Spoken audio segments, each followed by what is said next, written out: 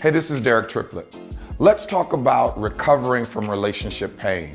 More importantly, let's talk about doing our best not to cause relationship pain.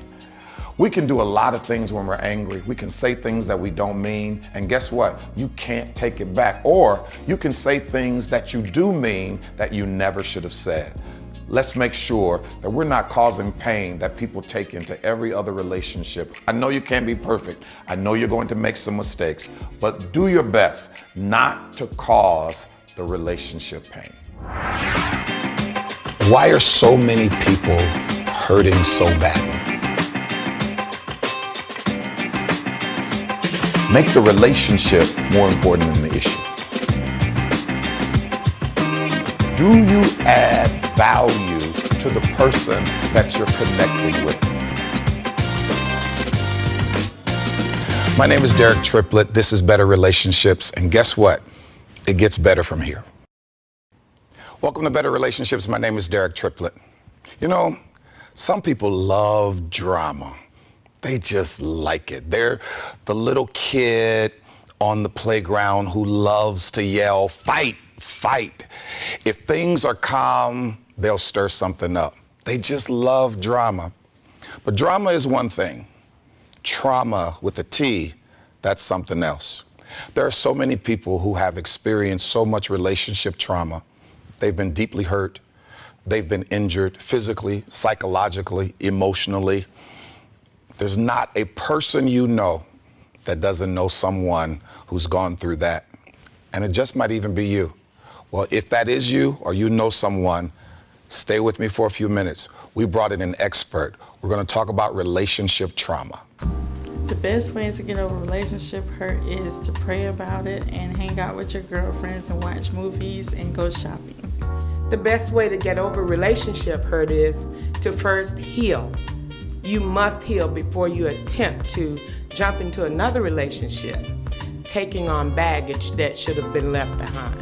The best way to get over relationship hurt is go on a cruise, relax, take some time for yourself to grieve, and then pray, and it'll get better. Welcome back to Better Relationships. My name is Derek Triplett. We're talking about a very serious subject today, relationship trauma. I wanted to bring in an expert, and we have such an expert. Welcome, Dr. Janey, Lacy, to the show. Thank you for being here. Glad to be here.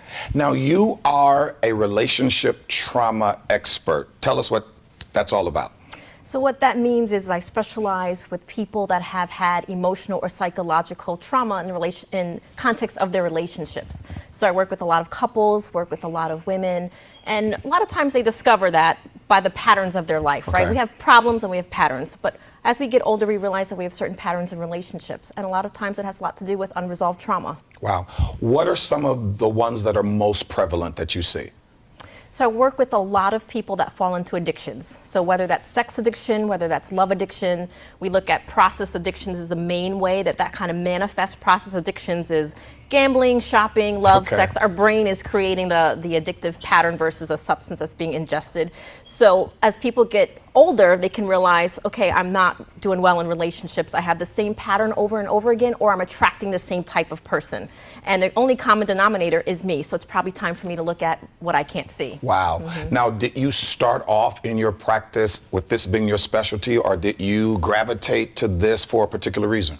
So it evolved over time. So when I first got started, I really didn't know what I wanted to specialize in. The way that grad school teaches us is it's generalized. But what I realized is the more people that I was working with, that we are healed and we're also broken in relationships. So the brokenness in our relationships can only be healed in relationships. So I realized I needed to specialize a little bit more in how that affects people and their decision making. So then I became a specialist, and I have certain certifications in dealing with trauma and addiction in particular. This may not be a fair question, but I'll ask it anyway. Absolutely. Why are so many people hurting so badly? You know, we all have a dark side. And the problem with this is a lot of us don't want to acknowledge it. It's easy to become the victim. It's easy to say that these people have done this or this has happened to me. But the hardest thing, the most painful thing for any of us is to look at our dark shadow. And until we start looking at ourself, we're not going to heal. And that means that our insecurities, our wounds, we are all walking wounded, whether it's I'm not good enough, whether it's everybody's going to leave me. So then we create this unconsciousness. So let's look at that. So if I think everyone's going to leave me because I've been abandoned, and subconsciously I'm going to create that. I'm going to sabotage the relationship enough where you're going to leave me, but then I become the victim. So then I have an excuse to say, well, look, he's done this, and then we all become victims, and it's hard to take control of our life. Two things that I've heard that I know are wrong. One, that time heals all wounds. Second, that all you have to do is pray about it. So talk me through the whole issue of, I need more than just time. It may not get better, because I've seen people have the same wound for decades. Right. Time and prayer can be a part of our process, but it's going to be what we do with that process. Most people only heal by experiential. We can't even sit and just talk about that I'm acknowledging my problems. Our body keeps the score. We have to look at mind, body, our spirituality, and our physical. When you think about when we're triggered, when anyone thinks about when they're triggered, their body is going to respond first. Your heart's going to get anxious, and then your feelings start to start acting up, and then you're going to do something. Right? So we're going to feel it, and then we're going to behave, and then we're going to act on it. And then once we call it the monkey. We have a joke in psychology. We call it the monkey's on the bus, right? The monkey's going to get on the bus and take control. The monkey is on the bus. Because your brain has 20 seconds. So once you get triggered, you have 20 seconds to make a different decision.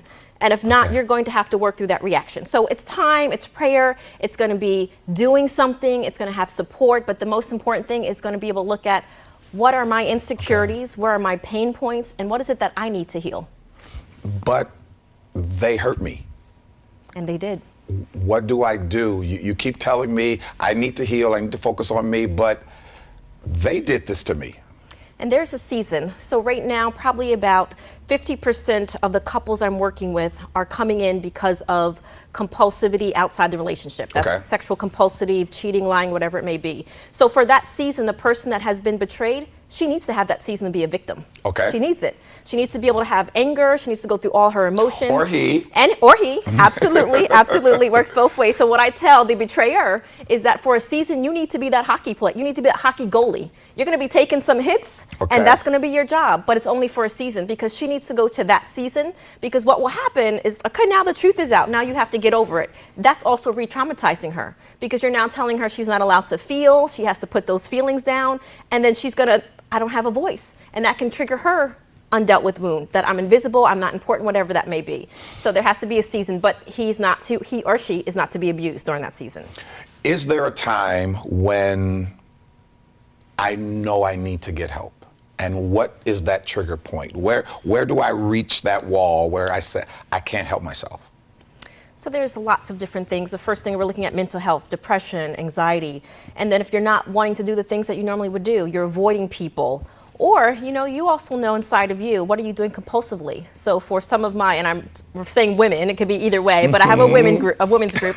So them could be compulsively eating, or they're drinking wine every night, right? It could be subtle patterns that they themselves start recognizing. Or, I used to be active, but now I prefer ice cream over being active, whatever it may be. Sometimes it's the more subtle things that people start recognizing, there's something wrong in me, but shame is a killer, so to speak. Shame will keep us isolated. Shame will keep us not wanting to ask for help, because if asking for help says I'm weak and there's something wrong. And we can get to a whole conversation about cultural messages around that. Absolutely. So looking at your mental health, anxiety, depression, are you angry more times than not? Do you not want to be around people? Are you avoiding?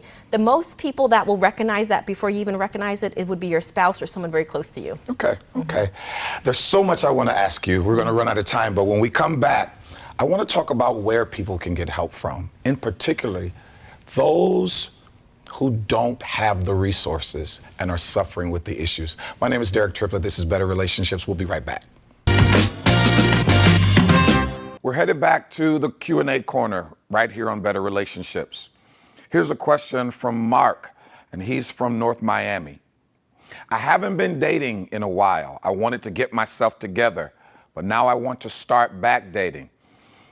Any clues on what I should expect? Well, Mark, I really can't tell you what you should expect, but I can tell you, you do need to prepare. Look at what you want to get out of the dating process. Look at who you are. Who will you be presenting? You want to present your best self. A lot of people talk about living their best life, but they don't want to be their best selves. Be your best self, present that. Also, recognize that it's going to be a little awkward at times, but also remember that it is a woman's right to reject you. So if somebody says no to you, Mark, don't take it personally. Don't get bent out of shape, and don't start calling her out her name because she said no to you. Make sure that you recognize that rejection is a possibility, but get yourself together. Know what you want in the person that you're dating. Know who you want to be in the process of the date, and then put your best foot forward. See how it goes. It's going to be hit or miss, but I think you'll have an enjoyable time. I hope that helps. Let's head back to the Better Relationships Q&A corner. Here's a question from Mark from Kentucky. What is the top misnomer about romantic relationships? Well, let me give you one. Intimacy and sex are two different things. Totally different things. Intimacy can lead to sex, but sex doesn't always lead to intimacy. Just because people are having sex together doesn't mean they're close.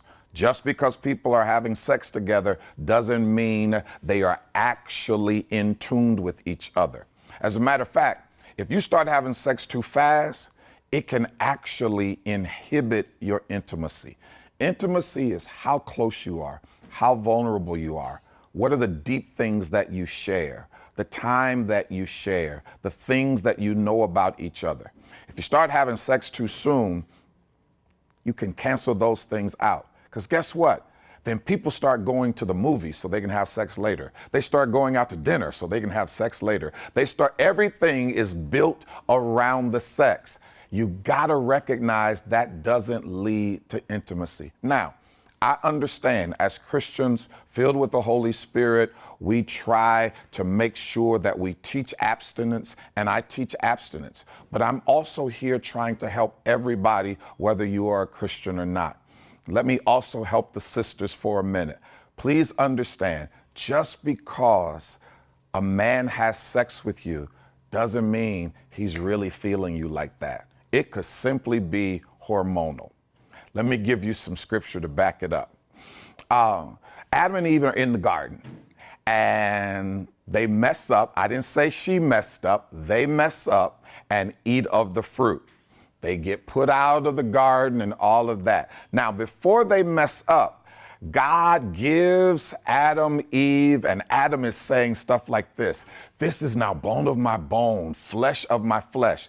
After they mess up and get put out of the garden, and when God questions Adam, he says, it's this woman you gave me. She goes from being bone of my bone, flesh of my flesh, to this woman. That's Genesis chapter 3.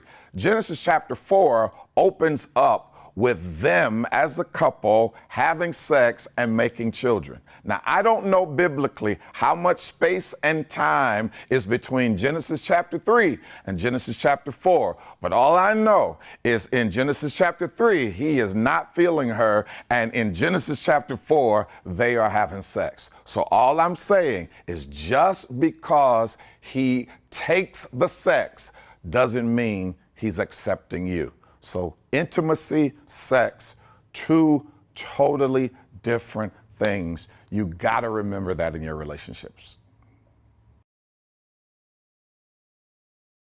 Welcome back to Better Relationships. My name is Derek Triplett. We're talking to Dr. Janey Lacy about relationship trauma. And before the break, we talked about it's important to get help.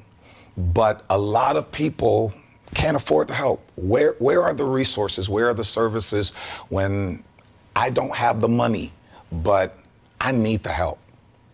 So there are lots of resources out there that people don't know about. The first place actually is church, right? So there are pastoral counselors, there are congregants, those are types of people who can help them in the sake of being able to help them shepherd through the spiritual window. But then we also have community counseling centers, so universities. So here in Central Florida, the University of Central Florida has a community counseling center where anyone in the community can go for free. So the other part of that is they are going to be seeing students, but these students are going to school, they have supervision, they're accountable, and they're working just as hard as professionals because this is what they want to do in their career. So those are two community events that we can always go to as our church, and then we can look for community counseling centers, and most of them are located in counseling programs at schools. But then outside of that, then there are also our insurance. You can use insurance more times than not for mental health issues. But the first thing that prevents people from getting help actually is them saying, I need help. Admitting it. Because there are actually lots of resources out there for people to get help, whether they can afford it or not. So I want to just spotlight that. How do we stop the cycle, especially and I wasn't going to get into this, but I think it's important. How do we stop the cycle of being averse to mental health issues and getting help with it, especially in some ethnicities? How do we pump the brakes on that? Well, there's a stigma that if I need help, then I must be crazy, right? But the truth is that we're crazy not to get help. Right. Because then we suffer in silence and things don't get better, they get worse. We deteriorate over time. But most people will actually go get help, or their family members will force them to get help when they've deteriorated. So the first thing is to realize that just as our physical health, we will go get exercise, or if I break my leg, Right. I'm going to want to go see a doctor, Yeah. right? And so there's so many other different types of helps that we have in our daily life. And we get on an airplane, we trust the pilot to do his job. So the same thing is that we don't have to know it all, so we can go to someone who is a professional or someone that is far enough along where they can reach their hand out and help us get to where we need to get to. Wow, so much that we need to talk about, and I appreciate you being here. If you'll come back, I want to talk about the caregivers of those who have mental health deficiencies and illnesses, because I think that's a big thing, and I want to talk about that. Listen, there's so much, but the big thing, get the help that you need. My name is Derek Triplett. This is Better Relationships. Let's go back over to the Better Relationship Q&A corner. Here's a question from Marlon from Illinois. I'm in a difficult situation. I love my girlfriend, but she's ready to get married, and I'm not. And I'm starting to feel the pressure. What should I do? Well, Marlon, that is a difficult situation, but thank you for your honesty. And it starts right here. You are not ready to get married. It starts there, and right now it ends there. You've got to risk losing your girlfriend because you're not ready to have a wife. And the reason you're not ready to have a wife is you've stated you're not ready to be a husband. So even though she wants to get married, she's not going to get the husband that she wants because you're not ready. So have that difficult conversation. Doesn't mean that you all are going to break up. Doesn't mean that she's going to leave. But what it does mean that you'll be able to live in honesty, live in integrity. You got to take that risk, man. And let me tell you, it is better for you to wait and potentially lose her than to get married when you're not ready and that relationship collapses and crashes. Trust me, breaking up as dating people is totally different than divorce. Thanks for your question. I hope I helped. Welcome back to Better Relationships. My name is Derek Triplett. Relationship trauma is a serious, serious subject. We were only able to give you a little bit of Dr. Lacy to help us all. But listen, whoever you are, wherever you are, don't try to fight a mental health battle by yourself. We're not meant to fight those battles by ourselves. There are experts. We need those experts. It's more than going and talk to your pastor. We need the experts to be able to deal with these issues. But can I say this to you?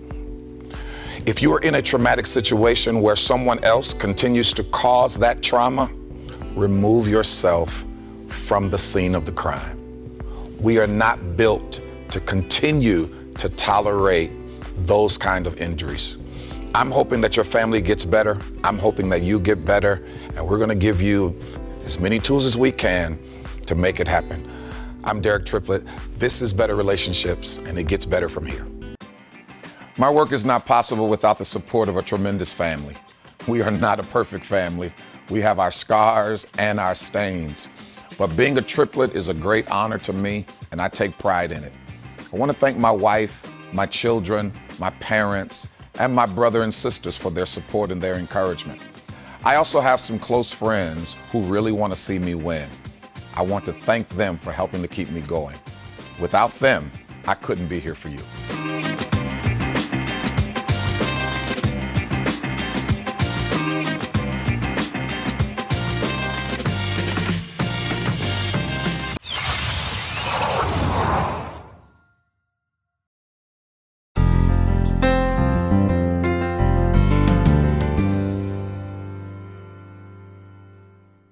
I think that there are some people who should remain single for a while, and I want to give you some of the reasons why. Here's the first one. First reason you should remain single is if you have not determined what your authentic self will be, you need to remain single. Here's what I mean. If you don't know who you are, then you don't know what you can give. You don't know what you have the capacity to receive. If you haven't decided who you are. And guess what? If you haven't decided your authentic self, then whoever's dating you never knows what they're going to get. You're this person this day, that person the next day. You haven't decided who you're going to be. Listen, I've seen it over and over again. You let people fall in love with who you would like to be, not who you really are. They've got to make a decision about who you are. This is what should happen in the dating process. You should show them who you are, not on the first date, not all at once, but over time, show them who you are and give them the opportunity to decide. Either I want this or I don't. I can love you or I can't. But if you haven't decided who you are, then you put your partner or your potential partner in a really difficult situation. So, first reason you should stay single is if you have not developed your authentic self, stay single.